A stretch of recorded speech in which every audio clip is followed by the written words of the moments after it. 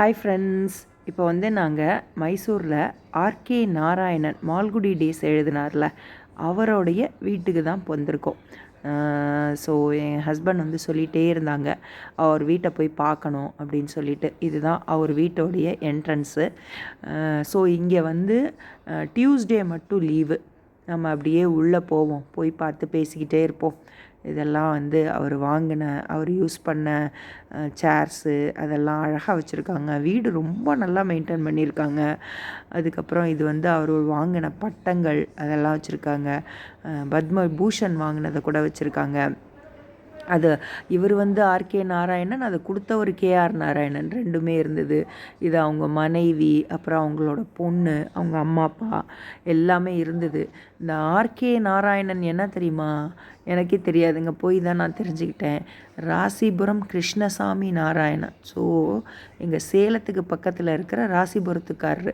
இங்கே பாருங்கள், இங்கே வந்து மால்குடி டேஸ் ஷூட்டிங் ஃபோட்டோஸ்லாம் வச்சுருக்காங்க. இங்கே அவரோட ட்ரெஸ்ஸஸ்ஸு, பேண்ட்டு, ஷர்ட்டு அதெல்லாம் வச்சுருக்காங்க, அவர் உபயோகப்படுத்தினது.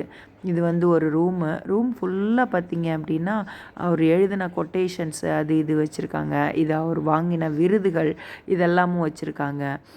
நிறைய அவர் நல்ல இவர் எம்எல் வசந்தகுமாரி அவங்களோட இருந்த அவங்க கான்சர்ட்டுக்கு போன அந்த ஃபோட்டோ போட்டிருந்தாங்க. இது வந்து ஒரு ரூமு. இந்த ரூம்ஸ்லேயும் அவரோட ஐட்டம்ஸ் தான். இது வந்து பாத்ரூம் மாதிரி இருக்குது. இது வந்து அவர் பயன்படுத்தின டைனிங் ஹாலு. இது கிச்சனு.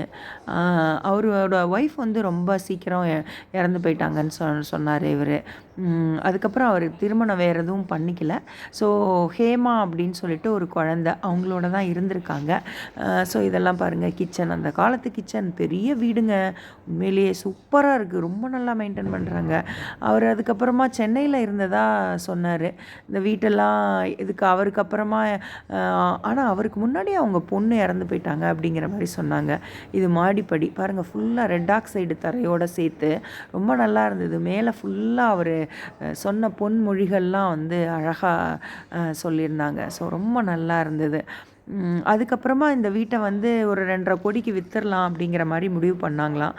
அப்புறம் தான் கவர்மெண்ட்டு ஒரு பெரிய எழுத்தாளர் இந்த மைசூரில் வாழ்ந்திருக்காங்கன்னு சொல்லிட்டு அவங்க அந்த கார்ப்பரேஷன் வந்து இதை அவர் பயன்படுத்திய புத்தகங்கள் இதெல்லாம் வச்சுருக்காங்க.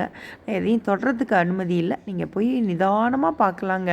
நல்லா அவரை ரொம்ப பிடிச்சவங்களா இருந்தால் அவர் வாழ்ந்த வீட்டு எல்லாத்தையுமே அவர் எழுதின பொன்மொழிகள் எல்லாத்தையும் போட்டு ரொம்ப அழகாக வச்சுருக்காங்க. ஒரு 1 hour 1.5 hour ஆகும். இது வந்து அவர் பயன்படுத்திய கோட்டு அதெல்லாம் திறந்தே வச்சுருக்காங்க. அதெல்லாம் பேண்ட்டு, அப்புறம் ஜெர்க்கின்னு இந்த மாதிரி ஐட்டம்லாம் வச்சுருக்காங்க. அவர் பயன்படுத்தியது எல்லாமே வச்சுருக்காங்க. அவருடைய கண்ணாடிகள்லாம் கூட கீழே இருந்தது. அவர் எழுதின லெட்டரு அதெல்லாமும் இருந்தது.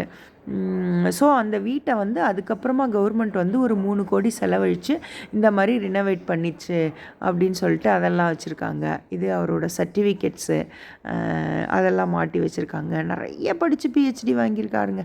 அப்பா படிச்சுக்கிட்டே இருந்திருக்காரு போலுக்கு. 90 வயசுலேயும் அவர் ஆஸ்பத்திரியில் இருந்தப்போ கூட எனக்கு ஒரு டைரி கொண்டு வா, நான் எழுதணும் அப்படின்னாராம். அதனால் ஒரு நாளைக்கு 1500 வேர்ட்ஸ் எழுதிட்டு தான் அவர் வந்து படுப்பாராம், இல்லைன்னா அவருக்கு தூக்கமே வராதான். ரொம்ப வயசானதுக்கப்புறம் 90 வயசில் என்னால் இப்போல்லாம் சரியானபடிக்கு எழுத முடியல அப்படின்னு ரொம்ப வருத்தப்பட்டுக்கிட்டாராம். பாருங்களேன், அந்த ஒழுங்கு இதெல்லாம், அந்த வீடு பாருங்கள், அவ்வளோ மோசமாக இருந்து ரொம்ப இதுவாக இருந்த வீட்டை தான் இப்போ இந்த மாதிரி பண்ணியிருக்காங்க. அங்கே பார்த்துக்கிட்ட அக்காவும் ரொம்ப நல்ல டைப்புங்க, நல்லா பேசுனாங்க, எல்லாம் பண்ணாங்க. ஞாயிற்றுக்கிழமையெல்லாம் உண்டு. அப்புறம் கவர்மெண்ட் ஹாலிடேஸில் லீவாக இருக்கும். எல்லாமே வெப்சைட்டில் போட்டிருக்கேன்னு சொன்னாங்க. ஸோ அதெல்லாம் பார்த்துட்டு எல்லாத்தையும் முடிச்சுட்டு அதுக்கப்புறமா நாங்கள் வந்து கீழே போனோம்.